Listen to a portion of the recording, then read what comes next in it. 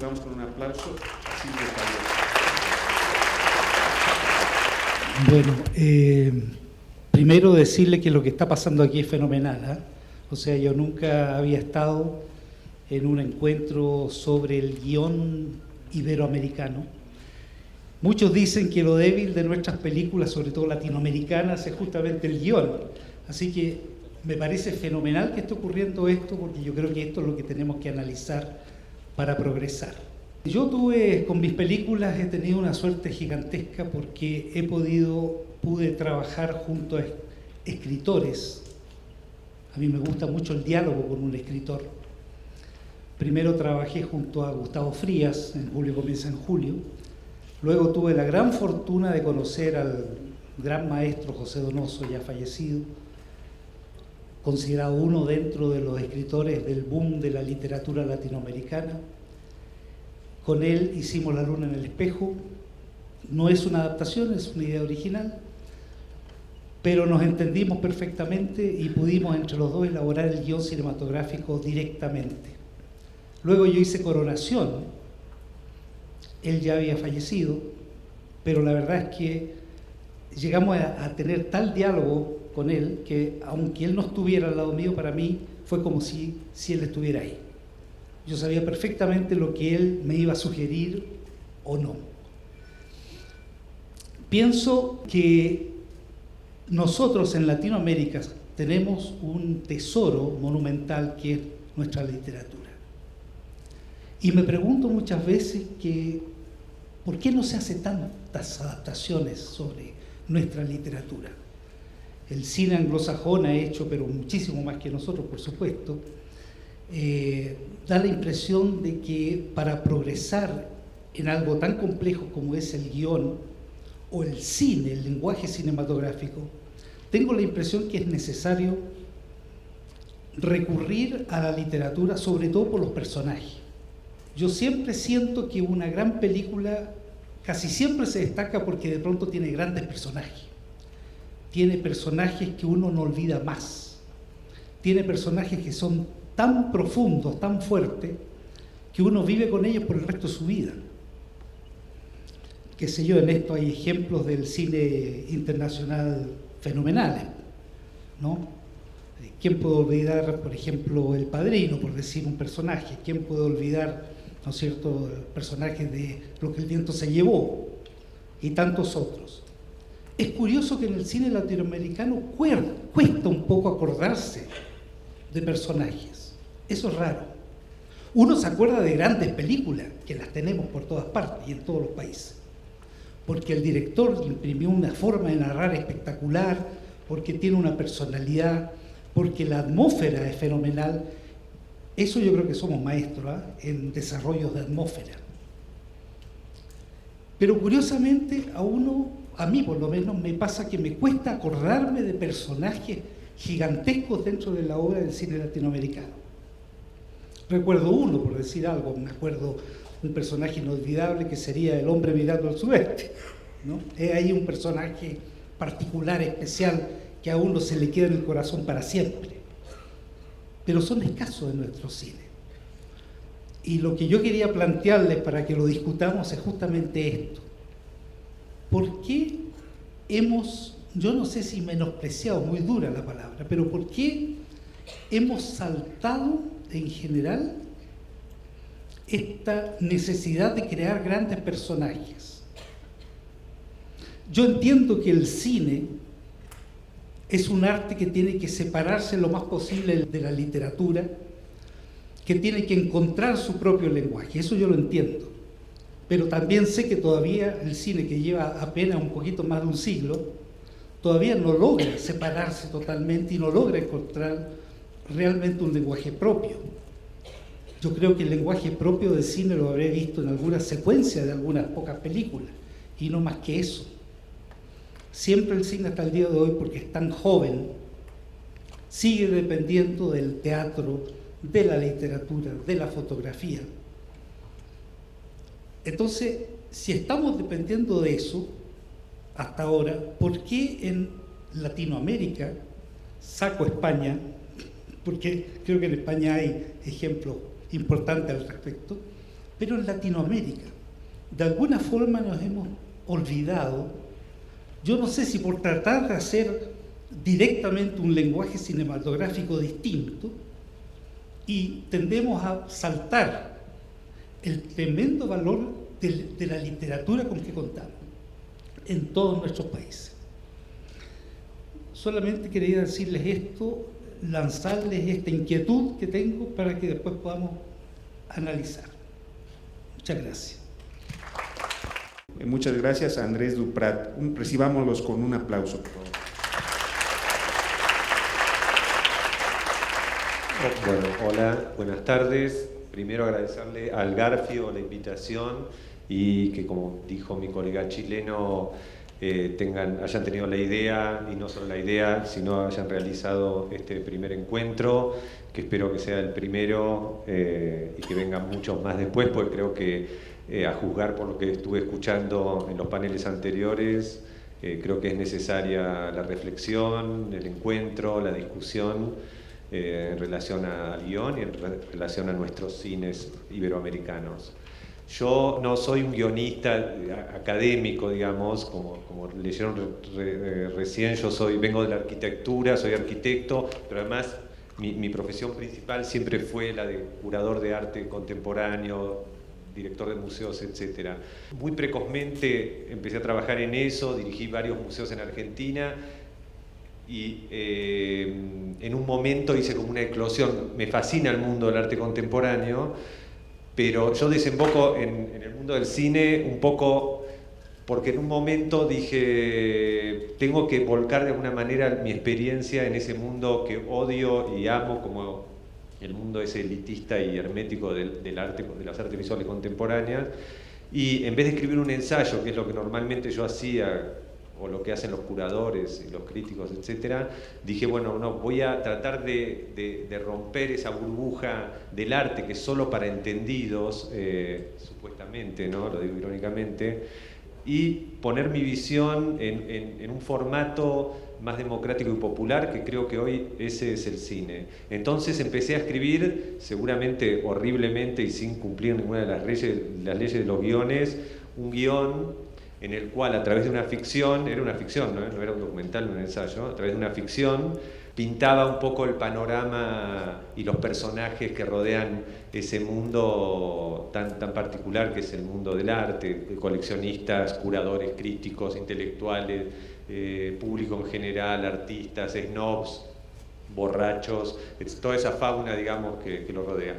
Y entonces, bueno, lo escribí de alguna manera, ahora que sé un poco más del tema, escribí un guión literario, pues fue un guión de origen, o sea, no era literatura tampoco, estuvo pensado siempre para llevarse a cabo como una película. Escribí un guión literario y después fui haciendo distintas versiones hasta que logré encorsetarme en el esquema que es muy útil para filmar una película de los guiones tradicionales.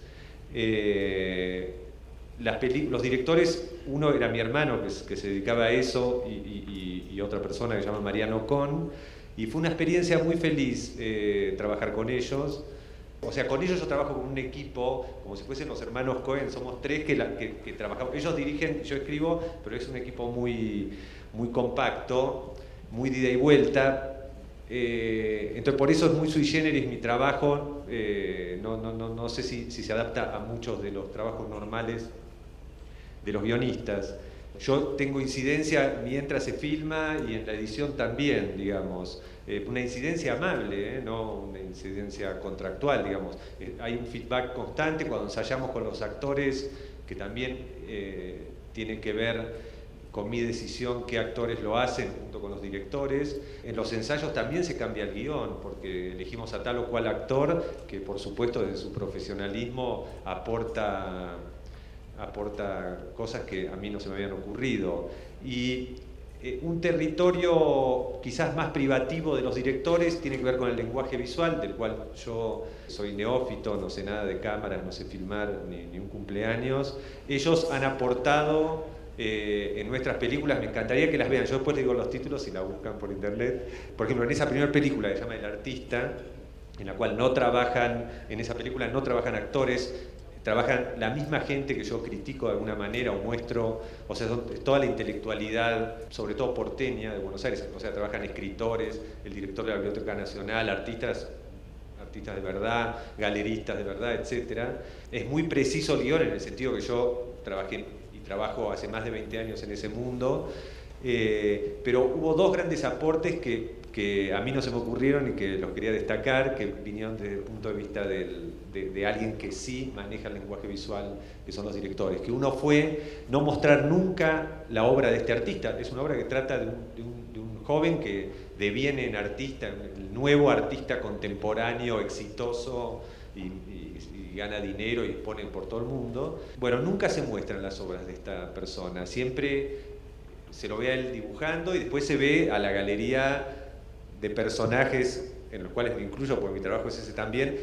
Hay subjetivas desde los cuadros a la gente, entonces ves a la fauna, digamos, de ese ambiente opinando, uno que se quiere levantar una chica, otro que se hace el culto y es erudito y cita, etc. Se muestra. Eso fue una decisión de los directores. Y otra decisión de los directores, que no estaba en el guión, fue filmar todos una secuencia de planos fijos. La cámara no se mueve en toda la película. Digamos que las coreografías ocurren adentro de cada plano fijo, y que a mí me pareció también una decisión muy inteligente y muy pertinente cuando se está tratando un tema que tiene que ver con las artes visuales, que son en general bidimensionales y estáticas.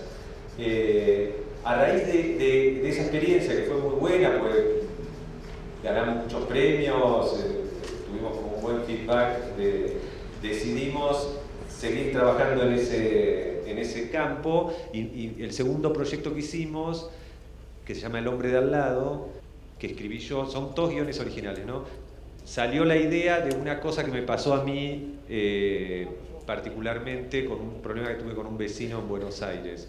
Obviamente que ese fue el punto de partida, y después hice todo un desarrollo, eso lo aclaro porque si ven la película van a pensar qué tarado que es Andrés Duprat, porque el personaje es terrible, es como un snob, un diseñador industrial snob que vive en una casa diseñada por Le Corbusier, que es la única casa de Le Corbusier en Sudamérica, que tiene como su familia perfecta, todo es de diseño en la casa, y que de pronto un vecino más rústico, más brutal, le abre un agujero en una pared y para tener un poquito de sol, esa es la razón, y ahí se entabla una relación no querida que se transforma en una guerra y se transforma en un deterioro gradual, sobre todo de la persona que supone que era más preparada, que de a poco ve cómo se va destruyendo todo ese mundo ideal que armó. Les quería contar un poco cómo hago los guiones yo. Yo necesito en primera instancia tener como la historia completa. Completa me refiero a tener un esquema de cómo empieza y cómo termina también. O sea, no envidio a los grandes escritores que en Argentina sobran, como César Aira u otros, que empiezan a escribir y siguen y siguen y siguen y logran componer cosas excelentes. No tengo esa capacidad. Necesito tener como la esencia y el concepto de qué es lo que estoy queriendo decir con esta historia. Entonces, en ese sentido, trabajo mucho en esa etapa previa, ¿no? Dicen que si uno no tiene algo que decir importante, lo mejor es el silencio. Entonces, homenajeando ese postulado, trato de que lo que tenga que decir sea de alguna manera necesario. Y una vez que tengo esa estructura, la cual la hablo con los directores, porque es cierto que el trabajo en el cine es colectivo, ahí sí empiezo a desarrollarlo en forma de escenas y después desarrollar los diálogos. Desde ahí hasta que se filma la película debo hacer verdaderamente 50 versiones del guión, más o menos, porque cada observación de ese trabajo en equipo, tanto de parte de los directores como sobre todo de los actores principales, vieron que es como la arquitectura, no podés sacar un ladrillo, pues, o sea, querés cambiar las cosas, tenés que cambiar bastantes cosas. Entonces, a veces unas sugerencias interesantes, pero que producen un cambio como bastante grande en todo el desarrollo de las escenas. Y también influyen factores extraartísticos. De a poco yo me voy profesionalizando más, entonces tienen que ver, los presupuestos también intervienen en la creación y la génesis del guión. Entonces, si yo tengo escenas que son en Londres, después en New York, después en Roma, bueno, y por ahí no vamos a tener el dinero de hacer eso, trato de, desde la dramaturgia, resolverlo, ¿no? Que quede emparchado o que parezca algo que después no es. Entonces, en mi caso, por eso digo que es particular, yo trabajo desde que estoy solo en mi casa pensando una idea para llevar al cine, hasta haciendo prensa de la película cuando la estrenan, hasta ese nivel. O sea, estoy en todo el proceso y a mí me gusta ese modus operandi. Yo entiendo que el cine, que es tan industrial, a veces hace que el guionista lo paren en un momento y digan, bueno, hasta acá llegaste y ahora pensamos nosotros. Pero la verdad que sería muy útil tener a los guionistas cerca en todas las etapas, sobre todo en la edición, porque la edición ahí es donde se define la narración de la historia, en la edición, ni siquiera en lo que filmás. Y en todos estos guiones, pensándolo retrospectivamente, cuando tenía que hablar acá, yo pensé que saqué como unas 2 o 3 puntos que me parece que se repiten. Uno es que uno habla de lo que sabe. ¿Viste? Yo les decía la otra vez en la conferencia de prensa que hay una frase de Bruno Munari que me encanta, que es: uno ve lo que sabe. Cuando uno más sabe, más ve de las cosas. Si uno sabe mucho de arquitectura y viaja a Europa, por ejemplo, va a ver más estilos, más vertientes diferentes. Si uno no sabe, dice, bueno, esto es antiguo, esto es moderno. Son las únicas 2 bolsas donde puedo poner cosas. Entonces, es muy importante la información. Para poder, digamos, crear ficción es necesario, me parece, esas son las pequeñas reflexiones que hice, es apoyarse en un terreno muy conocido. Yo no puedo hacer una película que transcurra en Tailandia, que no conozco, y me puedo fijar en Wikipedia 5 minutos. O sea, yo creo que cuando hablaban de la honestidad en el panel anterior, tiene que ver con eso, como de hablar de lo que uno sabe y de lo que realmente, en donde uno tiene algo para decir. Después, incluso para romper ese conocimiento, para tergiversarlo, darlo vuelta y etcétera. Bueno, pasemos a otra persona. Les agradezco. Lo primero, digamos, sería como agarrar la pelota que lanza Silvio. Yo diría que, por un lado, encuentro como 3 formatos en el cine latinoamericano que yo conozco, que no es todo, ¿no? Porque desgraciadamente lo que tenemos primero que reconocer es que no lo conocemos, ¿no? Que no viaja, que no se exhibe, y que cuando se exhibe luego no entendemos, porque los cubanos y los chilenos en México no lo entendemos. Entonces hay que subtitular las películas. Eso lo voy a decir cada vez que participe en la vida, porque creo que eso nos hace mucho daño, ¿no? Pensar que hablamos la misma lengua, sí, pero de alguna forma sí nos hace falta, sobre todo en películas con mucho diálogo o humor, ¿no? Bueno, yo diría que yo encuentro como 3 formatos, ¿no? Una, que es como la película donde el personaje es prácticamente un modelo, ¿no? Que es, digamos, como la línea bressoniana, donde el personaje forma más bien parte como de una pintura en movimiento, un paisaje dramático, ¿no? Luego, otra vertiente creo que es la que tiene una gran influencia de la historia, la política y lo social, ¿no?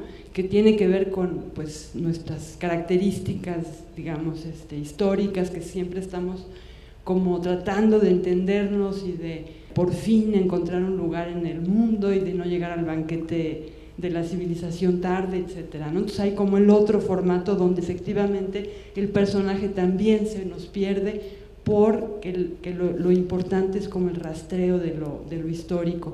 Pero sí encuentro una tercera beta donde está el personaje presente, que yo creo que la verdad no lo conocemos mucho, pero bueno, yo conozco mucho mejor a los personajes de Fresa y Chocolate que a Zenel, ¿no? Y mira que a Zenel es mi amigo, pero podría yo decir, ahorita se los describo y entran aquí los 2 personajes y yo te digo quiénes son, ¿no?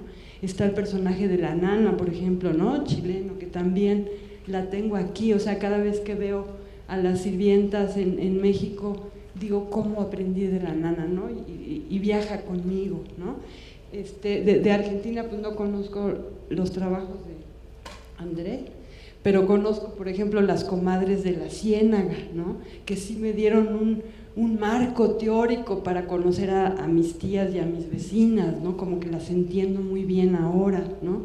Entonces sí creo que hay una genealogía de personaje latinoamericano, pero que desgraciadamente no lo conocemos porque no nos, digamos, no, en México no se ven las películas mexicanas, imposible que se vean las chilenas en su totalidad. O sea, yo conozco La Nana por azar, porque ya pasaron por Estados Unidos y ya nos dijeron, sí, pueden verla.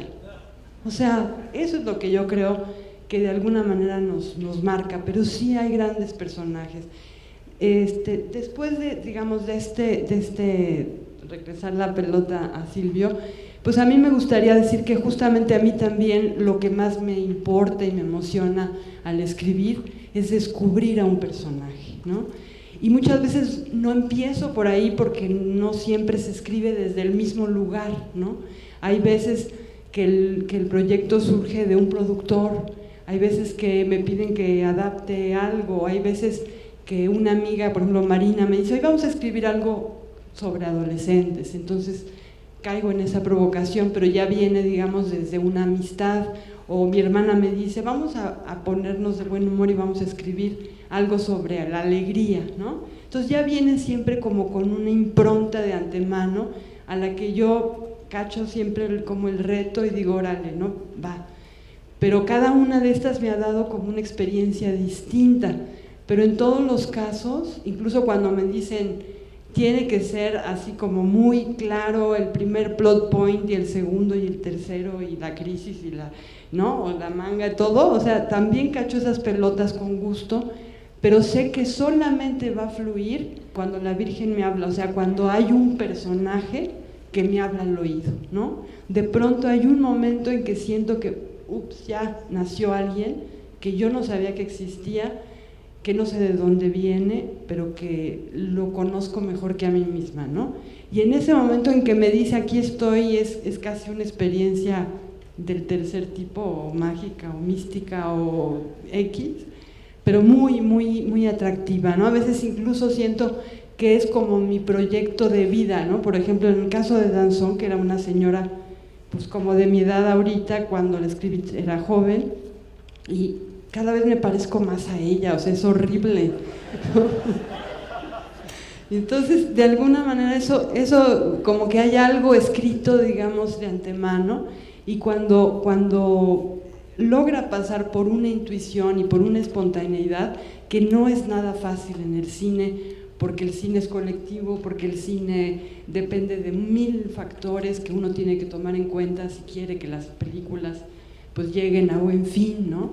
Entonces es inevitable, digamos, pensar en el mercado, pensar en estrategias, pensar en quién va a dirigir, en quién puede actuar, en qué cosas se pueden y qué cosas no, por miles de razones, no solamente económicas, ¿no? Y de alguna manera, pues todo eso pues es un proceso racional, ¿no? Entonces, ya nada más para terminar, diría que quien más me ha ayudado en términos de guía, en la escritura, no en términos de teoría, porque eso hay muchos autores que me han ayudado, pero en términos de acompañamiento como clave en la escritura ha sido Jean-Claude Carrière, ¿no? Que dice, tiene uno que mantener 4 figuras dentro de uno mismo en el proceso de la escritura, que se dan por oleadas, o sea, no se dan una detrás de otra. Dice él, una es ser el personaje, otra es ser un espectador, otra es ser un explorador y otra es ser un filósofo o alguien que reflexiona. Entonces uno empieza a caminar y ya encontró el personaje, pero entonces se le empieza a ir de las manos la estructura, ¿no? Y el personaje empieza a hacer de uno lo que se le da la gana, ¿no? Entonces tiene uno que regresar al explorador y decir, a ver, ¿qué tal si, ¿no? La frase esta, de poner la probabilidad de si me voy por este camino, si se va el personaje por ¿no? Y está el otro, el de la reflexión, ¿no? El de decir, ¿de qué diablos estoy queriendo hablar, ¿no? ¿Cuál es el tono al que voy a llegar al final de cuentas para no perderme emocionalmente en el trayecto? Que tiene que pasar por una reflexión, pero luego tengo que volver y de cerrar los ojos, imaginarme lo que llevo escrito en una computadora en blanco y negro y pasarlo como rodar la película en mi cabeza para ver si realmente hay una película ahí o si me estoy envenenando del ratón de la computadora y de la pantalla y de las interiores exteriores que me abruman, ¿no? Entonces permanentemente estar pasando de uno a otro personaje y saber en qué momento le toca a cada quien, ¿no? Porque si no la escritura se puede desgastar, el personaje se me puede morir en las manos, ¿no? O bien el personaje puede agarrar totalmente el control y no tener ni pies ni cabezas la película, pero sí grandes gracejadas de mi personaje que le vale gorro que sea una película y que tenga que durar 1 hora y media, ¿no? Entonces básicamente creo que tener esas 4 figuras a la mano me sirve mientras dura el proceso de la escritura, que es compleja y que no depende nada más de mí, ¿no? Por un lado, afortunadamente, por otro, desgraciadamente.